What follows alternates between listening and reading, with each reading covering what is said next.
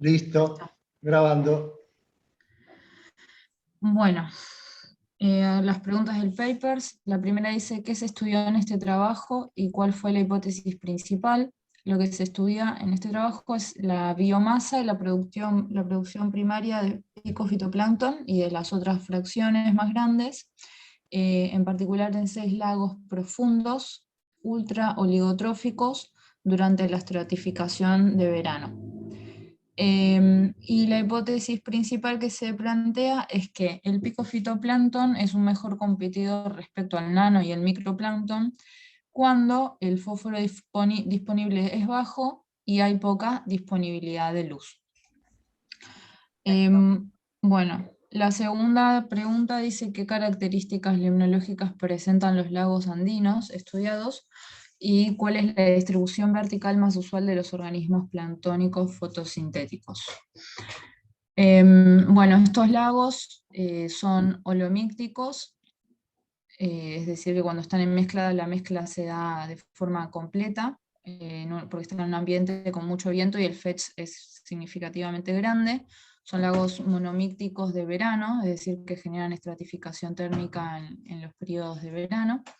Tienen una profundidad de la capa eufótica que supera a la capa de mezcla, donde la ZEU va entre los 28 y los 49 metros. Es ultra oligotrófico, es decir, que tiene una muy baja concentración de nutrientes. Y respecto a la estratificación del fitoplancton, que se da es que es mayor la biomasa por debajo de la deep chlorophyll max. ¿Cómo era? No, en realidad lo dijiste bien antes, ¿no? Pero la máxima biomasa se da en la deep chlorophyll máxima. Ahí, claro. Que es por debajo de la termoclina.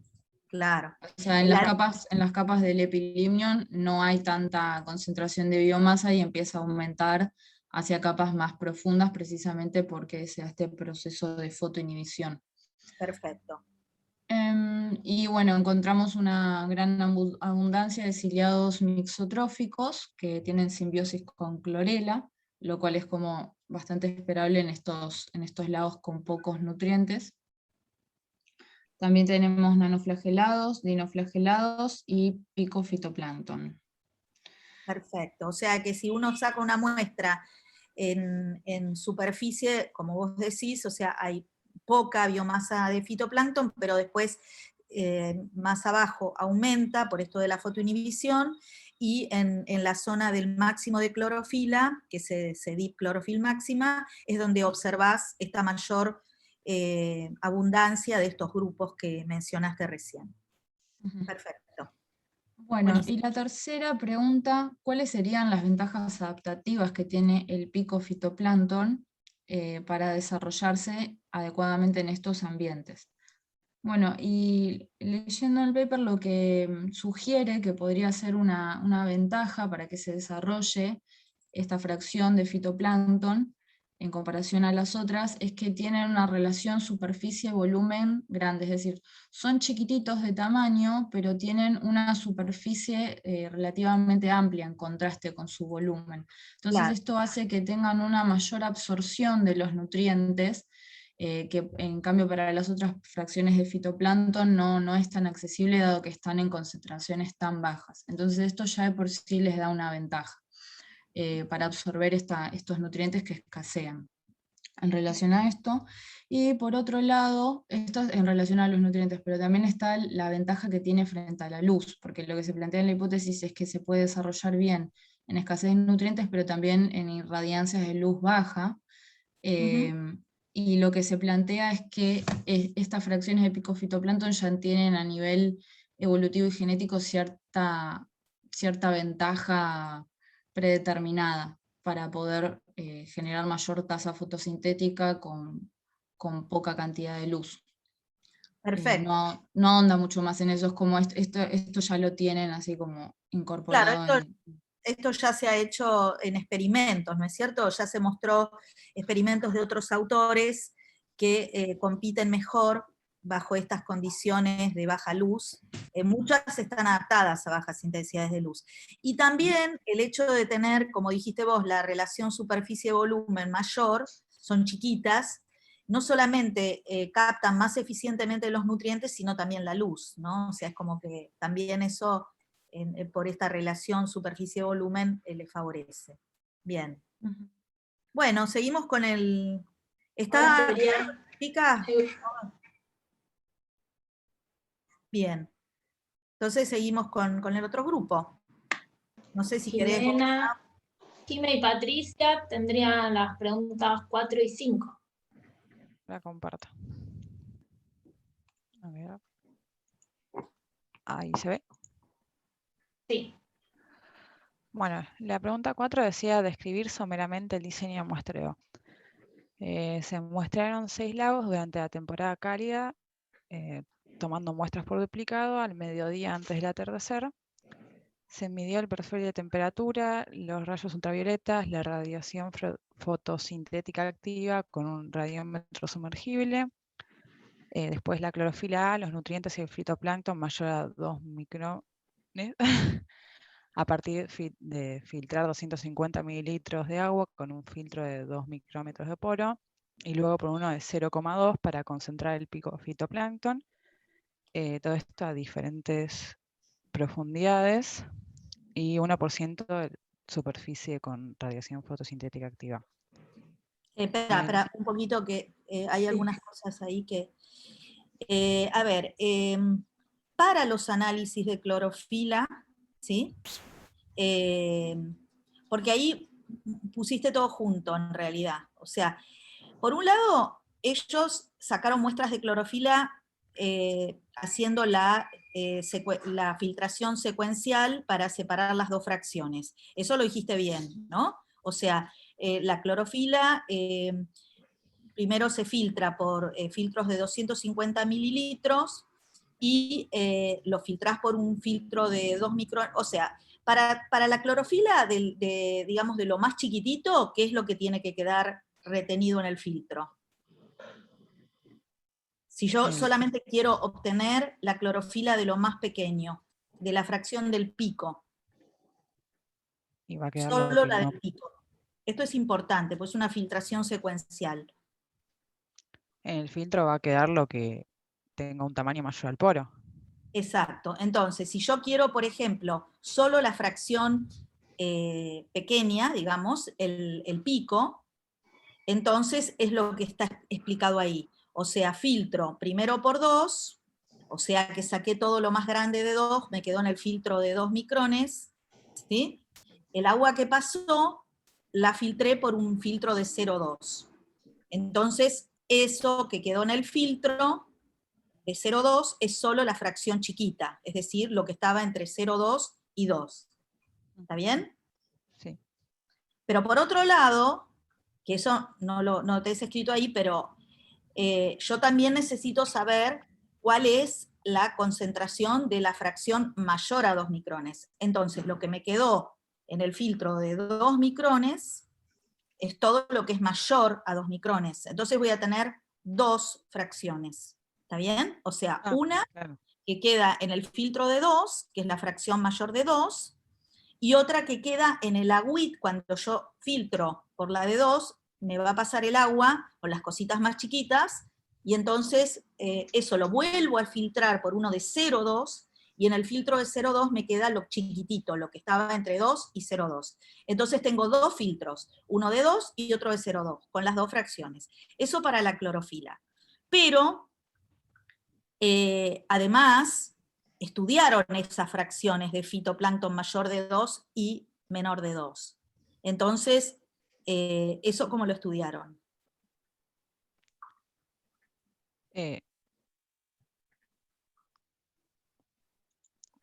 O sea, además de la clorofila A, vieron qué era lo que había ahí, qué especies, cómo... O sea, ¿qué métodos porque fíjate que ahí vos pusiste clorofila, nutrientes y fitoplancton mayor de 2. Ahí hay error, porque no es así, ¿no? O sea, la clorofila, como te expliqué recién, o sea, dos fracciones. que son estas dos filtraciones. Los nutrientes se utiliza otro tipo de filtro, que es porque son nutrientes disueltos. Pero después, para ver el fitoplancton, ¿qué métodos utilizaron? Esto es importante porque incluso... ¿Cuantificación con microscopio invertido de eso? Exacto, para el fitoplancton, ¿de qué fracción? La mayor, ¿no? O... Exacto, para la mayor de 2 micrones, y para los ciliados, ¿sí?, se utilizó el método del microscopio invertido, que es el método de recuento que se usa, esto es para el parcial, es el método de recuento que se utiliza para la fracción del nano y del micro, es decir, lo que es mayor a 2. Y también contamos los ciliados, que son muestras que se fijaron con ¿qué? Formal. No me acuerdo. Igual lo tendrían que saber para el parcial. Esto es con Lugol, son muestras que se fijan con Lugol, ¿sí? Que son para los análisis cuantitativos y se miran en las cámaras de sedimentación al microscopio invertido. Eso es por un lado. Y por otro lado, ¿cómo hicieron para cuantificar la fracción más chiquita? O sea, la de menos de 2. Un microscopio de epifluorescencia. Muy bien, microscopio de epifluorescencia. Es decir que ahí, bueno, el picoplancton, ¿sí? O sea, el fito menor de 2 es el picoplancton. Lo cuantifican por microscopio de epifluorescencia. Ellos en este trabajo utilizan como fijador, creo que formol, pero también se puede usar glutaraldehído, como yo les había explicado en la teórica. Bien. Bueno, hasta ahí está bien. Si querés seguir con lo que tenías escrito, que está bien, que son distintas profundidades, antes arriba, donde estabas, a diferentes profundidades, eso está bien. O sea, se estudió a distintas profundidades esto, si querés decirlo. Sí, a 150, 210, donde... No. 150, 200, no, 150, 20. 20. Se me fue un cerebro más. 20 y 10, que tenían 1% de la superficie con radiación fotosintética activa. Sí, O sea, son, perdón, no son metros esos, ¿eh? Estimaron ¿qué hicieron? Hicieron un perfil de irradiancia y viendo el 100% sería arriba, ¿no? En el 0.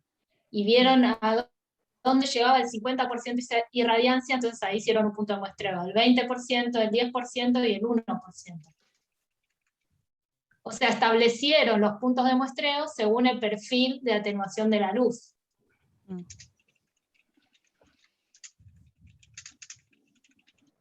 ¿Está bien? ¿Entienden eso? O sea, Sí. ahí lo que nos dice es simplemente, bueno, buscaron cuál es la profundidad con el fotómetro sumergible a la cual llega el 100%, bueno, es arriba de todo. Después midieron donde llega el 50% de la luz incidente, después el 20%, después el 10%, y después hasta el 1%. ¿Y el 1% qué profundidad es? ¿Cómo se La de llama? compensación. Muy bien, la profundidad de compensación. Donde se compensa, ¿qué cosa? De paso, La respiración con la producción primaria. muy bien. La Eso respiración, vamos repasando. de paso vamos repasando. La respiración, recuerden siempre de la comunidad planctónica, porque no, cuando uno hace las incubaciones no metes la respiración de los peces, por ejemplo. Es la respiración del fito, el zoo y las bacterias, y la producción primaria del fitoplancton. Bien. Muy bien. ¿Qué más, chicas? Bueno, después se terminó el fósforo total disuelto digiriendo a partir de 150 mililitros de agua filtrada, y el carbono inorgánico total estimado a partir del pH. Y después para la producción primaria se usó el método carbono 14, incubando con el isótopo, exponiendo algunos tubos a la luz solar y otros a la radiación, más la radiación ultravioleta a diferentes profundidades. Claro, o sea, usaban dos tipos de tubos, si recuerdan, unos eran de cuarzo, que dejan pasar toda la luz solar con todas las longitudes de onda, y en el otro lo recubrían con este film Miller, que solamente deja pasar la luz fotosintéticamente activa y la UVA, la UVA. O sea que eliminaba, ¿no? ¿Era así?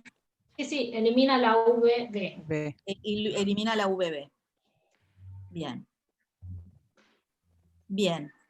A ver si hay algo más en esto que nos estemos olvidando. Por eso esta era más larga, por eso les di dos nada más. No, creo que ya dijeron todo. Sí. Perfecto. Entonces la siguiente. Bueno, la 5 decía, de acuerdo a los resultados obtenidos en el trabajo, describir someramente las principales características de los perfiles de los lagos estudiados en cuanto a parámetros limnológicos, producción primaria y eficiencia fotosintética de ambas fracciones de fitoplancton estudiadas. Bueno, en principio decía que la estratificación en 5 lagos tenía una termoclina entre 11 y 22 metros, que eran más profundas que esta capa mixta. Capa de mezcla. Capa de mezcla, sí. Sí, eso no sabía cómo traducirlo bien, entonces dejé la palabra en inglés, porque quería Claro, consultar. capa de mezcla, es la capa de mezcla. Ok, gracias. Bueno, la luz llega hasta la parte superficial del hipolimnion. Un KD bajo en todos los lagos, o sea que había alta transparencia. Clorofila A tenía valores bajos, se observó que aumentaba en profundidad y los máximos se daban por debajo de la termoclina. Las dos fracciones de fitoplancton tienen el mismo patrón, donde el par era menor al 2% de la superficie, en la superficie de concentración de ambas fracciones era muy baja. A ver, de vuelta. Dice, lo dijiste bien en la primera parte, las dos fracciones de fitoplancton tienen el mismo patrón, y se observó entonces el máximo, donde el par era menor al 2% de la luz incidente en superficie, ¿no? Exacto, sí. Está bien. Y después lo que dice, que lo puse muy resumido capaz, es Sí, no, que aparte sí. Que la concentración igual de esta clorofila era igual baja, o sea, a pesar de que aumentaba, era relativamente baja. Sí, porque son muy oligotróficos, ¿no? Está bien. Mm. Después, si quieren, mostramos cómo es el patrón con el dibujito. Perfecto, muy bien. ¿Algo más querés agregar, Lau? Ustedes intervengan, ¿eh? Y sí, faltaría respecto a... no, igual todavía tiene más cosas ahí. Sí. Todavía falta lo de la producción. Sí, chicas, cuando quieran continúen. Bueno, otra cosa que decía era de que el fósforo disuelto en todos los lagos se encontraba relativamente bajo y que era continuo a lo largo de toda la columna. En cuanto, después pasando a lo que es la producción de fitoplancton, van a escuchar un gato de fondo, perdón. El pico fitoplancton presentaba valores bajos y estos eran aproximadamente el 50% de la producción total. Estos mismos factores no solo se observaron para el pico fitoplancton, sino también para la fracción mayor de 2 micrones, mayor a 2 micrones, perdón. Y en el lago Moreno lo que decía era que la producción de este pico fitoplancton no era del 50% sino del total, sino que era un 26%. Después ya pasando a lo que es más producción primaria, observaron que era baja en la superficie, o sea, intuyendo de que hay una fotoinhibición. Esto después lo observan con los rayos UVB y UVA. Y la eficiencia fotosintética, lo que observaron es que se incrementaba a medida que aumentaba, o sea, la profundidad, o sea que yendo hacia abajo de la columna de agua, se incrementaba la eficiencia fotosintética hasta llegar al 1% de la radiación fotosintéticamente activa, que bueno, ese es el punto de compensación. Y esto, bueno, era igual para los dos tipos de fracciones de fitoplancton.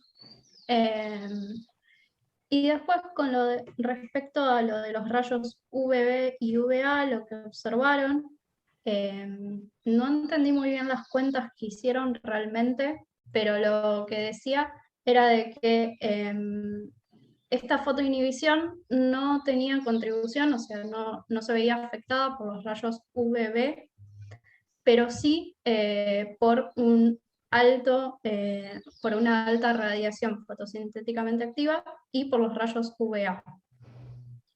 Claro, porque en realidad lo que hicieron fue 2 tratamientos, ¿no? En uno, toda la luz, y en el otro, la luz fotosintéticamente activa más los rayos UVA, y los B quedaban afuera, digamos, se filtraban con ese Miller. Entonces, haciendo la resta de la producción primaria entre, digamos, la producción que obtenés con la luz completa y la producción que obtenés con la luz fotosintéticamente activa más la UVA, pero sacando la UVB, ahí se ve que la inhibición, en realidad, dada por los rayos ultravioletas B, no es tan importante, comparativamente. ¿Se entiende? Sí, sí, sí. Vieron que Ok. no había... Una duda. ¿Por qué a priori quisieron sacar la B? O sea, ¿tienen una sospecha antes? No llegué a entender esa parte. ¿Por qué quieren sacar la UVB? No, en realidad, esto justo lo estábamos charlando con Daniel y con Laura.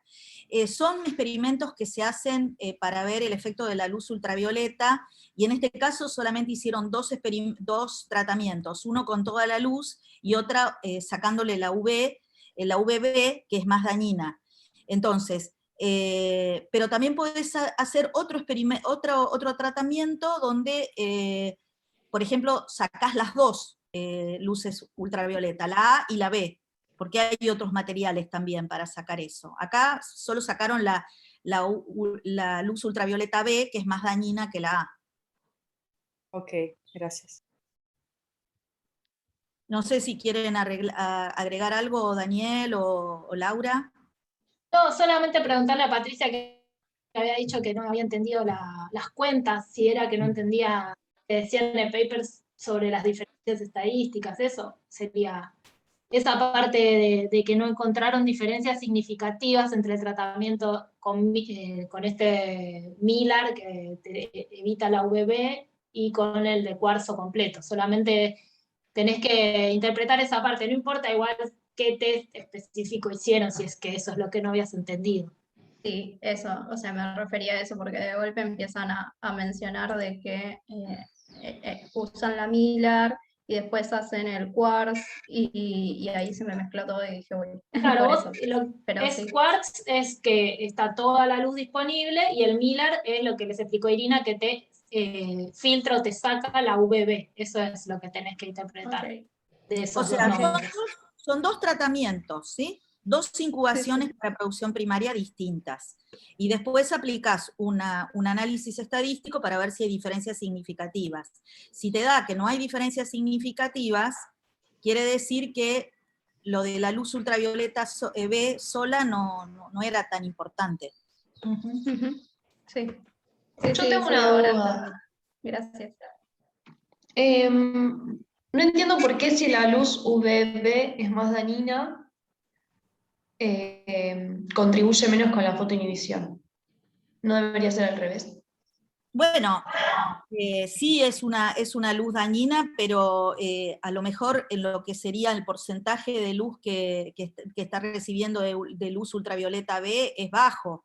Entonces hay una absorción en el perfil también y todo. Entonces, lo que a ellos les dio es que, bueno, que básicamente, porque hay también un montón de luz ultravioleta de tipo B que es filtrado también por la atmósfera y por distintas sustancias, entonces absorbido, digamos. Entonces, tal vez no es tanto lo que está recibiendo de esta luz.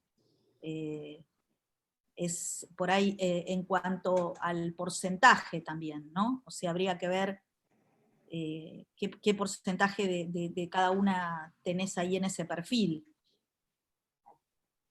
Pero sí, es mucho más, afecta mucho más. De hecho, hay organismos que no pueden vivir con esa luz, digamos. Pero no se olviden que siempre recibimos menos de esa luz, ¿sí?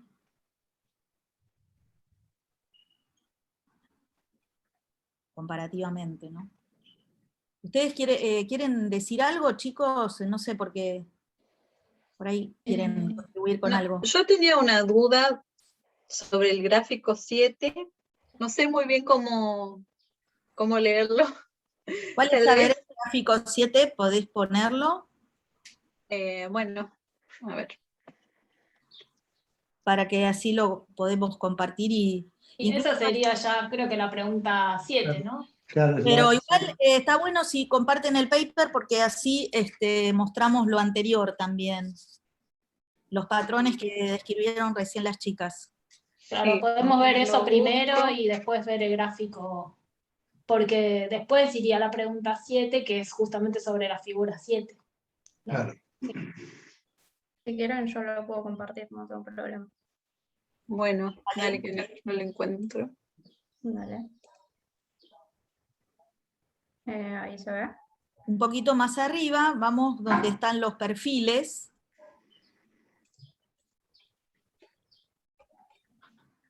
Ahí. Creo, bueno, ese es el primero. Ahí es lo que contaste. Que están los perfiles de temperatura. ¿Sí? Fíjense que el lago Nahuel Huapi es el único que la profundidad hasta la cual se muestreó estaba todo mezclado. ¿Sí? O sea, ahí estaba como que la termoclina está más abajo, porque es más profundo. ¿Sí? Y bueno, están los perfiles de temperatura, después está la cantidad de clorofila del pico fitoplancton y de la fracción mayor de 2, en gris oscuro del pico y en gris claro de la fracción mayor de 2. Y acá es lo que ustedes dijeron, ¿no? Que la mayor concentración de clorofila se ve más abajo, no tan arriba, que coincide con, bueno, este pico de clorofil máxima, el deep clorofil máxima, que es justamente por debajo de la termoclina en la mayoría de los casos, o a la altura más o menos de la termoclina. Y en el caso de Nahuel Huapi no llegamos a ver porque estamos solamente en el epilimnion, muestrearon, porque la termoclina está más abajo, ¿no? Pero bueno, se ven las pancitas hacia abajo. Y el que sigue, el gráfico que sigue, es todo lo otro que explicaste, que es el de arriba, son los perfiles verticales de clorofila A en relación a la producción primaria, ¿no? Que esto mucho no lo analizamos, pero tiene que ver con, por unidad de clorofila, ¿cuál es la producción cuál es la producción primaria? ¿Sí? O sea, porque uno puede hacer una relación entre la producción que se mide y la biomasa de algas, que se mide a través de la concentración de clorofila. Entonces eso es la relación de, no sé cómo traducirlo en castellano, pero sería... Creo que lo vimos el otro día como tasa fotosintética. Claro, está bien, sí. Sería la tasa fotosintética, porque es por unidad de clorofila. Entonces ahí lo que se muestra es está la fracción mayor de 2, son los puntos negros, y la fracción menor a 2 son los triángulos. Entonces, ¿qué es lo que se puede ver ahí? Esto es importante. Que se observaría una mayor tasa a niveles del 10% de radiación fotosintéticamente activa. Sí, bueno, eso es que se encuentra, claro, se encuentra más abajo por la fotoinhibición, pero comparando el pico fitoplancton con la fracción mayor, ¿qué podemos decir? ¿Cuál de las dos tiene más tasa? Y el pico fitoplancton. Exactamente. O sea, si bien la producción primaria es baja, por unidad de clorofila es mayor. ¿Está bien? Sí, sí. ¿Se entiende? O sea, son algas muy chiquititas, pero son muy eficientes y tienen una alta tasa fotosintética por unidad de clorofila. Bueno, y después está el gráfico de abajo, que creo que correspondía a la misma pregunta, ¿no? Sí, pues era la eficiencia. Sí, acá solo que en vez de concentración pone la abundancia. Claro, y ahí lo que se ve es que aumenta la eficiencia hacia abajo. ¿Mm? ¿Está bien? Sí, sí. Sí. Perfecto. Bárbaro. Bueno, entonces ahora sí podemos... Fíjense que todos estos perfiles, bueno, ya lo dijimos, pero está bueno ahora que estamos viendo la figura, que lo hacen siempre el eje Y, es porcentaje del par que se va atenuando y no profundidad. Eso es algo que lo hacen para poder comparar entre lagos, porque como estos lo muestraron a distintas profundidades entre sí, si lo hicieran en el eje Y, si hubieran puesto profundidad en metros, estas no estarían a la misma altura, estas rayitas, y no serían tan comparables. Está bueno, es como bastante claro que lo pusieron así en función de la atenuación de la luz. Bueno, me parece que es algo que está bueno, Sí. está bueno como lo hicieron. Sí, está buena esa aclaración. Está muy bien esa aclaración. Bueno, entonces seguimos con el otro grupo, ¿no? Sí. Entonces a las chicas grupo 3, a Janet y Victoria, les tocaría las dos últimas preguntas. Las tres últimas, perdón, 6, 7 y 8. Bueno. ¿Compartí ya? No lo comparto. Dale. Ahí comparto. A ver.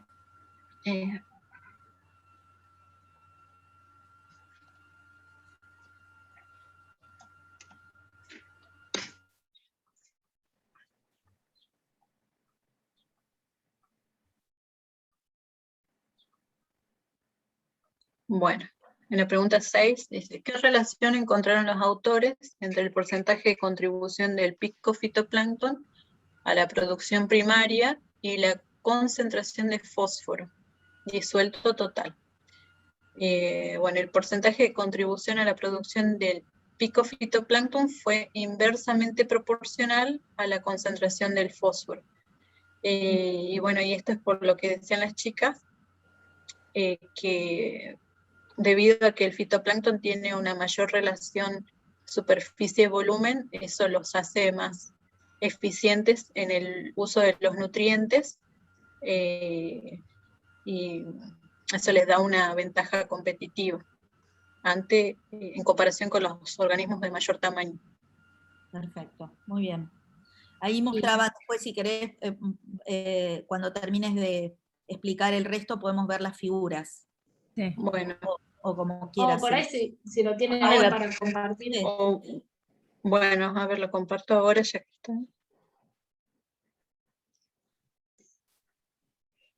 Acá. Bueno, acá se ve como el porcentaje de pico fitoplancton con la cantidad de fósforo disuelto. Es el porcentaje de la contribución del pico respecto al fitoplancton total, ¿sí? O sea, lo Sí. que haces es el cociente entre cuántos picoplancton tenés dividido el fitoplancton total, ¿sí? ¿Está bien? ¿Se entiende? O sea, yo agarro y cuento todas las algas que tengo, incluyendo el pico y el nano y el micro, y después conté el pico por separado. Entonces hago qué porcentaje de picoplancton respecto al total tengo. Y eso es lo que se pone en el eje de las I en este gráfico, ¿sí? Porcentaje de pico respecto al total. Está bien. Y Ok. entonces... Entonces se ve que hay una relación inversa entre el porcentaje de pico fitoplancton con respecto al picoplancton, al fitoplancton total, fitoplancton total, y el fósforo total disuelto. Exacto, muy bien. ¿Mm? Está Sí. bien. O sea, cuanto más contribuye el pico al fitoplancton total, entonces vos podés ver que en valores bajos de fósforo total disuelto tenés una mayor contribución del pico, porque son más eficientes, por lo que explicaste. Sí. Bien, muy bien. Sí, ahí se excluyeron los datos de superficie, ¿no es cierto? Por fotoinhibición, si no, Sí. no sería así, ¿no? Claro, claro, exactamente. Porque justamente había, recuerdan que iba aumentando, tanto el pico como la fracción mayor iban aumentando hacia abajo. Arriba había mucha fotoinhibición, entonces el picoplancton estaba más concentrado abajo, ¿sí? Una cosita, esta figura, pero en realidad es la contribución del pico a la producción primaria, ¿no? No a la abundancia, sería porque... Sí, es verdad, no es en abundancia, sino en producción. En producción, sí. Tenés razón. Sí. Ok. No es en cuanto a abundancia. Tenés razón, perdón. El que es de la abundancia me parece que es la figura 5, a ver. Sí, ahora viene... No, también es producción. No, esta también es de producción, sí, no. No, pero la que viene tiene más que ver con abundancia, la otra. Sí. Ahora, la pregunta que sigue. ¿La leo? Sí. Los autores analizaron los resultados obtenidos en lagos andinos en un contexto global, comparándolos con datos obtenidos por otros autores en otros cuerpos de agua del hemisferio norte. El set de datos de boros. Explicar qué patrones observaron entre la abundancia de pico fitoplancton y la biomasa total autotrófica, evaluada a través de la clorofila A, y entre el porcentaje de contribución del pico fitoplancton a la biomasa total autotrófica y, creo que está repetido ahí, la biomasa total autotrófica en concentración de clorofila A. O sea, primero la abundancia entre picofitoplancton y biomasa total, y después la contribución del picofitoplancton a la biomasa total autotrófica. Sí, pero no está repetido, está bien lo que escribiste. Ah, está bien. Porque es el patrón entre la abundancia del pico y la biomasa total autotrófica. O sea, la biomasa total autotrófica es como un proxy, es la clorofila A, es como un proxy de trofismo. Ah, está bien, está bien. ¿Sí? Cuando aumenta la clorofila, o sea, aumenta el grado de trofismo, aumenta la clorofila. Y la otra es la relación entre el porcentaje de contribución del pico a la biomasa total, ahí sí, a la biomasa total, lo que les dije antes, y ese gradiente trófico.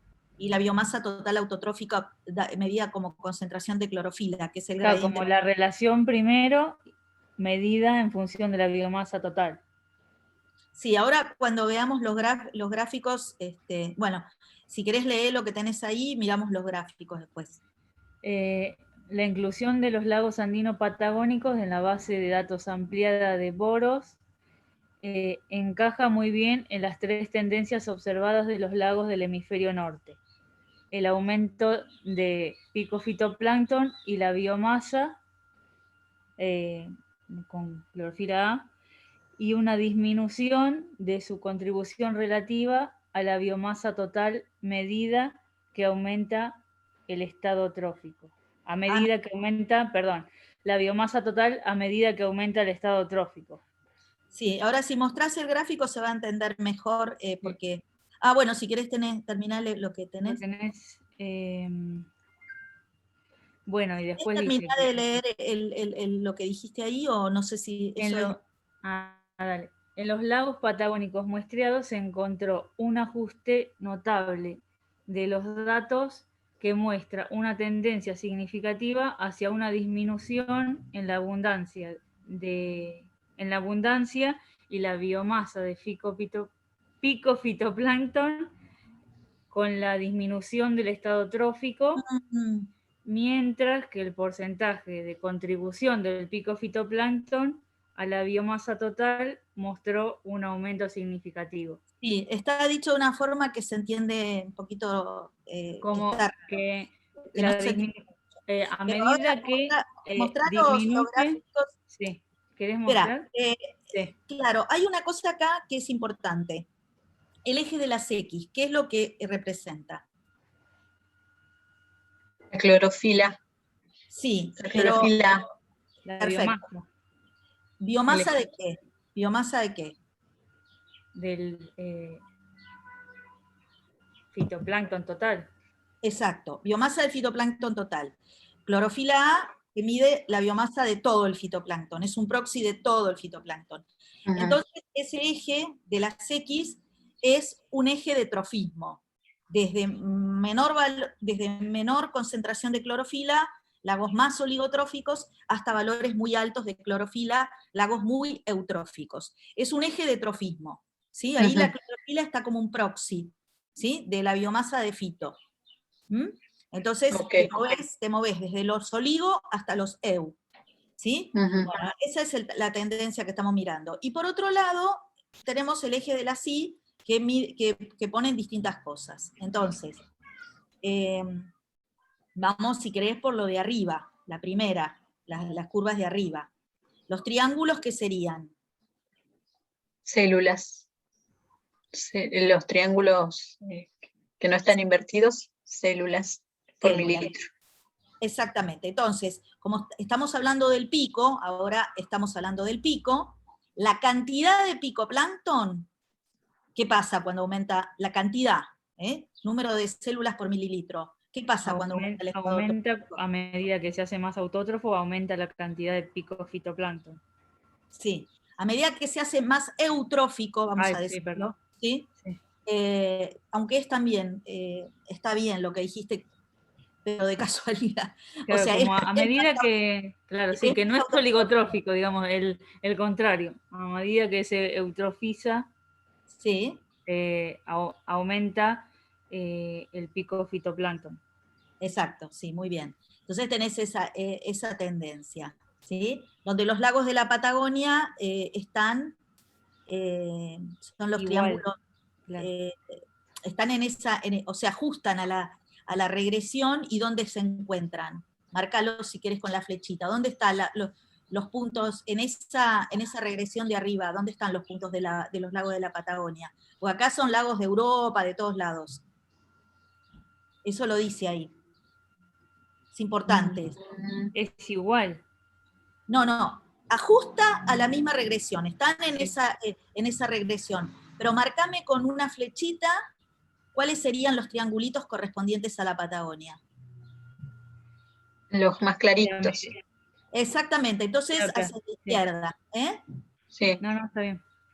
Ahí. Estos serían. Claro. No se los ve muy bien. Sí. Está bien, pero está bien, no importa. Pero, o sea, obvio que hay dispersión también, pero es como que tienen valores en general más bajos. Bueno, después el que tenés, por otro lado, tenés la clorofila, que son los triángulos invertidos. ¿Cómo es la clorofila? La clorofila sería la biomasa. La clorofila ahora solo del pico, porque estamos mirando el eje de la Y, ¿sí? O sea, la clorofila del pico. ¿Sí? Bueno, es esa que estás marcando. ¿Qué es lo que pasa con la clorofila del pico, con el incremento de grado trófico, a medida que nos movemos a la derecha? Aumenta. Aumenta también, es decir, por un lado aumenta la abundancia, pero también aumenta la concentración de clorofila de esas chiquititas. O sea, aumentan la cantidad y aumenta la cantidad de clorofila de esas chiquititas. Sí. Que eso lo sabemos porque estos estudios se hicieron fraccionado también, o sea, vieron cuánta clorofila tenía la fracción chiquita. Bueno, y ahora vamos a la última de las tendencias, que es el porcentaje de la contribución, ¿sí? Claro. Porcentaje de contribución. Sí. El porcentaje de la contribución del pico a la biomasa total. ¿Cuál es la regresión? Los circulitos blanquitos que va bajando la tendencia. Sí, son circulitos de blancos o grises, porque los blancos son los de este estudio y los grises de otros estudios. Entonces, ¿qué es lo que podemos decir entonces? Que al aumentar el grado trófico, ¿sí? Que nos movemos en el eje de las X, aumenta la cantidad de pico, aumenta la cantidad de clorofila del pico, pero disminuye su contribución a la biomasa total del fitoplancton, que es la tercera regresión. Ok. ¿Se entiende, chicas, esto? Es súper importante esto, ¿eh? Sí. Sí, nosotros lo habíamos dicho al revés, que cuanto más oligotrófico aumenta la contribución. Bueno, sí, está bien eso. Lo dijiste bien, lo que pasa es que al verlo sin el gráfico es como un poco difícil de interpretar, ¿cierto? Entonces acá con el gráfico vemos, a medida que se eutrofica en el lago, me aumenta el picoplancton, pero disminuye su contribución al fitoplancton total. Que eso lo vimos en la clase pasada, cuando vimos las tramas tróficas microbianas. Por eso las tramas microbianas son más importantes en los lagos oligotróficos, en su contribución total, porque lo chiquitito contribuye bastante. Entonces acá lo que se ve es eso, que si bien aumenta la cantidad y aumenta la clorofila, la contribución es menor. Bueno, yo me confundo porque acá en Chascomús yo leí que pasa tenés toda la razón del mundo. Por eso me confundo. No, pero es verdad, porque el lago de Chascomús no ajusta a esto. Sí. El lago de Chascomús no ajusta. Porque justamente es lo que están ahora, hoy justo hablaba con Fernando esta mañana, porque él me contaba que está haciendo un paper con una cantidad de picoplancton de, no sé, de miles y miles de lugares del mundo, y bueno, estas tendencias que se ven a nivel global, por ahí en algunos lagos muy eutróficos, como la laguna de Chascomús, a veces no se da tanto, ¿no? Pero de todos modos, bueno, sí tenés una cantidad de picoplancton que aumenta mucho en esos lagos, porque tenés 10 a la 7 en Chascomús, más o menos. Sí. Ahora habría que Una consulta. Sí. ¿Lo de Chascomús no tiene un poco que ver con el tema de los agroquímicos o no tiene nada que ver? Sí, que tiene que ver. Sí. De hecho, es una de las cosas que estamos estudiando, porque las picocianobacterias, algunas, tienen un gen que es resistente al glifosato.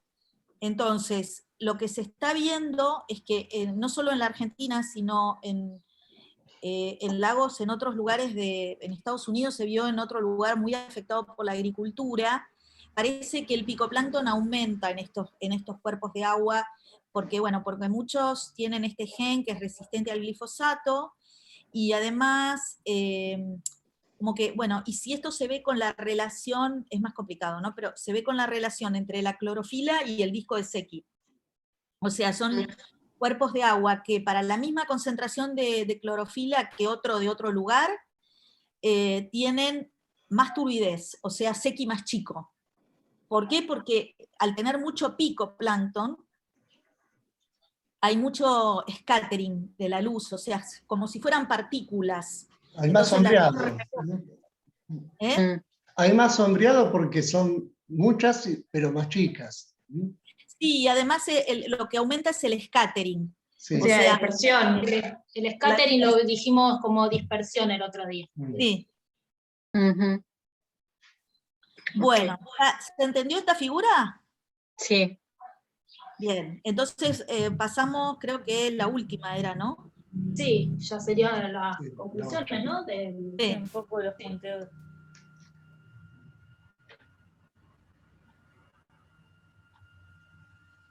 Bueno, ¿cuáles fueron las conclusiones más importantes del trabajo en cuanto al fitoplancton en los lagos andinos? Bueno, se vio que el efecto fotoinhibidor de a la alta radiación, ¿cómo se llama? Radiación fotosintéticamente activa, UV, en las capas superficiales del cuerpo de agua. O sea, hay un efecto inhibidor en las capas superficiales del agua debido a esto, a la radiación fotosintéticamente activa y al UV, y como consecuencia el número de células y la clorofila y también las tasas de producción primaria aumentan en las capas profundas en todos los lagos. Y la eficiencia fotosintética de ambas fracciones aumentó con la profundidad, aunque este aumento fue mayor en el pico fitoplancton, lo que indica una mayor aptitud para las condiciones de poca luz.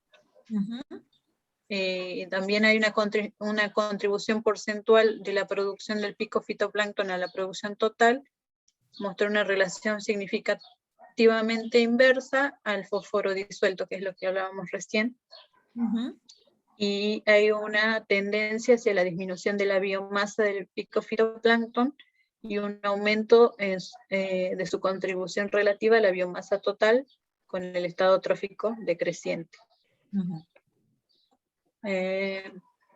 Y a una concentración de fósforo muy baja, que es típica de los lagos patagónicos, se evidencia que hay una ventaja competitiva del pico fitoplancton, ya que pueden utilizar de manera más eficiente el fósforo total disuelto y poca luz, al ser más pequeños. Muy bien. Buenísimo. Bueno, y este trabajo integra bastantes cosas que estuvimos viendo. Si bien se centra en la trama trófica microbiana, fíjense que se integra muchas cosas, porque los regímenes de mezcla, la fotoinhibición, el tema de la producción primaria, el tema de las fracciones de tamaño del fito, o sea que si bien era, digamos, las tramas microbianas viene para el segundo parcial, digamos, pero el fitoplancton de las dos fracciones de tamaño ya lo vimos, entonces estaban de alguna manera en condiciones de poder analizar este trabajo, que es bastante lindo porque es muy, muy redondito, ¿no? No sé si les quedaron dudas.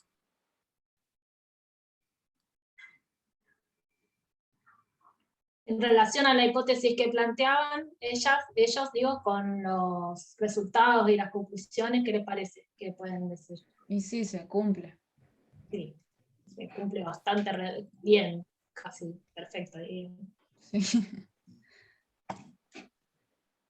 A mí una cosa que me gusta pensar, me gustó cuando estudié este tema de ecología microbiana, era verlo también desde un punto de vista histórico, en el sentido de que estas técnicas por ejemplo la de epifluorescencia, obviamente ya no es que es recontra moderna, tiene como 40 años me parece, de los 80 más o menos, 30 y pico de años, pero imaginarme cómo se agarraba la cabeza los limnólogos antes, porque era como que no les daban los números. Tenían una biomasa de clorofila A que no se condecían con sus recuentos y con la producción que tenían de esos lagos tan oligotróficos. Cosas parecidas pasaron, en oceanografía, ¿no? Entonces, como que nosotros ahora lo vemos todo junto y cierra, pero imagínense lo que sería para los limnólogos de hace 40, 50 años que no les cerraban esas cuentas, entonces de los balances y todo, se agarrarían la cabeza, pero bueno, por suerte ahora ya lo podemos contar con epifluorescencia y nos cierra más la historia, digamos. Sí, y también, tal cual, y también el tema de las bacterias, ¿no? El rol de las bacterias como el microbial loop, porque tampoco las podían contar, que ahora se cuenta, bueno, por epifluorescencia o por citometría de flujo, y entonces también es una manera de, en los lagos muy oligotróficos, si uno hace las pirámides tróficas, dice, ¿cómo puede sustentarse esta biomasa de peces, por ejemplo? Y bueno, porque también hay un aporte por la vía microbiana, ¿no? De las bacterias que son comidas por los nanoflagelados y transfieren a través de los nanoflagelados y los ciliados la energía hacia los niveles tróficos superiores. Y todas estas cosas, como dice Laura, hasta la década del...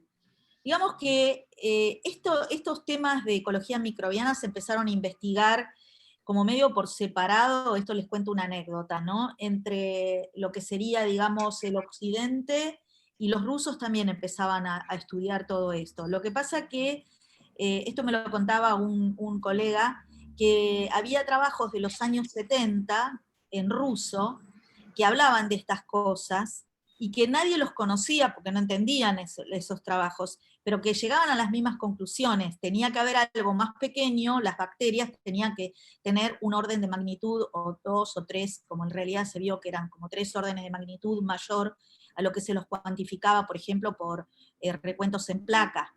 ¿Se acuerdan que yo el otro día les conté que, bueno, que los métodos para cuantificar bacterias eran mediante cultivos en placa, o número más probable con medio líquido, que se siguen usando, pero solamente con fines sanitarios? Pero claro, nos daba 1000 bacterias por mililitro, cuando hay 1.000.000 de bacterias por mililitro, entonces no cerraban. Ni hablar el fitoplancton, que todo lo chiquito no se veía y no se cuantificaba solo lo que era el nano para arriba. Entonces todo esto chiquitito, que contribuye un montón a la producción primaria, y contribuye también porque es alimento de un montón de organismos, no se tenía en cuenta. Y curiosamente... Yo vi un documental, perdón. Ah, sí, decime. No, que vi un documental que no me acuerdo, hace varios años, del tema de que no cerraban los balances de carbono, que como que no podían explicar cómo se sostenía lo visible, digamos. Claro. Por cómo cerraban los balances de carbono hasta que descubrieron este loop, digamos, microbiano. Exactamente. Y lo loco es que a veces las investigaciones en lugares distintos llegan a las mismas cosas y son como convergentes, ¿no? Y entonces hay literatura incluso más vieja que el paper de Assam, que es el paper del buque de microbiano que todo el mundo cita, que por ahí está en ruso y que decía las mismas cosas. Y bueno, o sea que esto ya se empezó a ver, digamos que a fines de los 70, mediados de los 70 ya entraban a ver que algo no cerraba ahí. Y bueno, después recién fue como un boom, ¿no? Se abrió todo esto de la epifluorescencia primero, después la citometría de flujo, los métodos moleculares, y bueno, todo esto es como que la caja... Porque antes era como que lo chiquitito era una cajita negra, que no se sabía nada sobre eso. Bueno. ¿Puedo hacer una consulta relacionada con las técnicas? Sí. Cuando se usa DAPI para teñir el ADN, digamos, y verlo bajo UV, eso es... porque vi, o sea, es para bacterias que no tienen clorofila A, pero son autotróficas, o sea, ¿tienen otro tipo de pigmentos o son heterotróficas? Son heterotróficas. Ok. Y también lo usás para teñir los nanoflagelados, porque en realidad te tiñe todo el ADN. Lo que pasa es que las que son fotosintéticas, que tienen pigmentos, como la clorofila o los pigmentos accesorios, directamente la fluorescencia de los pigmentos es lo que prevalece. En cambio, las que no tienen pigmentos, en la luz ultravioleta solamente vas a ver que va a fluorecer el colorante del DNA que le pusiste, que son para las bacterias, que son heterotróficas, y para los flagelados heterotróficos, que se ven como celestitos y se les ve el núcleo. Y si vos pasás, por ejemplo, en el microscopio de bifluorescencia, pasás a la luz roja, a la luz azul, no la vas a ver roja, porque no tiene clorofila. Entonces va a haber una celulita, por ejemplo, flagelada, pero no la vas a ver, directamente no la vas a ver en la luz azul. No va a fluorecer en rojo, porque no tiene clorofila. En cambio, cuando lo pasás a la luz ultravioleta, ahí se ve celeste, porque se ve el ADN teñido. ¿Sí? Entonces por eso lo usas para las cosas heterotróficas. Perfecto. Y cuando hablamos de nanoflagelados heterotróficos, es lo mismo, perdón si es muy tonta la pregunta. No, no hay pregunta. Que los flagelados, o sea, vieron que cuando hablamos de zooplancton hablamos de flagelados heterotróficos que forman parte del protozooplancton. Sí. ¿Esos flagelados, nanoflagelados heterotróficos, están dentro del protozooplancton o son más chiquitos? No, los podés poner también. Ah, O ok, sea, perfecto. Lo que pasa es que cuando hablábamos del protozooplancton era como la clasificación de tamaño del zooplancton a nivel protozoos, que son muy chiquitos, pero que van desde los tamaños de los ciliados, que ya son más grandes, hasta los nanoflagelados, que son muy chiquititos, y tenés nanoflagelados que son hasta de 2 micrones. Lo que pasa es que, bueno, en general cuando uno cuantifica el zooplancton, esos nanoflagelados nadie los cuantifica, los cuantificás en las tramas microbianas. Claro, eso es lo que me hacía ruido, porque yo veía como un esquema que predecía zooplancton, y después otro decía loop microbiano. Y decía, Claro. ay, pero ¿en dónde entra? Entonces, No, claro, vale, ahí me aclaraste. Los métodos que se usan para estudiar el zooplancton, en general usás las lupas y los microscopios, pero llegás hasta la fracción del microzooplancton, o del lo que sería el mesozooplancton, o sea, las dos fracciones mayores, ¿no? Pero después lo más chiquito lo podés cuantificar de otra manera. Por ejemplo, los ciliados por el método de Buttermol, junto con las algas, y los nanoflagelados por epifluorescencia. Porque en el microscopio invertido, digamos, los nanoflagelados no se ven bien. Se pueden ver, pero en general se cuantifican mejor por epifluorescencia, ¿no? Entonces, bueno, por eso. Y en la lupa no ves nada. Ok, ¿y está bien entonces decir que el protozoo es parte del loop microbiano o me estoy ahondando en...? No, sí, está bien Ok, eso. listo. Está bien esa definición. Gracias. ¿Quieren que paremos de grabar y hacen consultas para el parcial? Bueno. ¿Querés parar de grabar, Dani?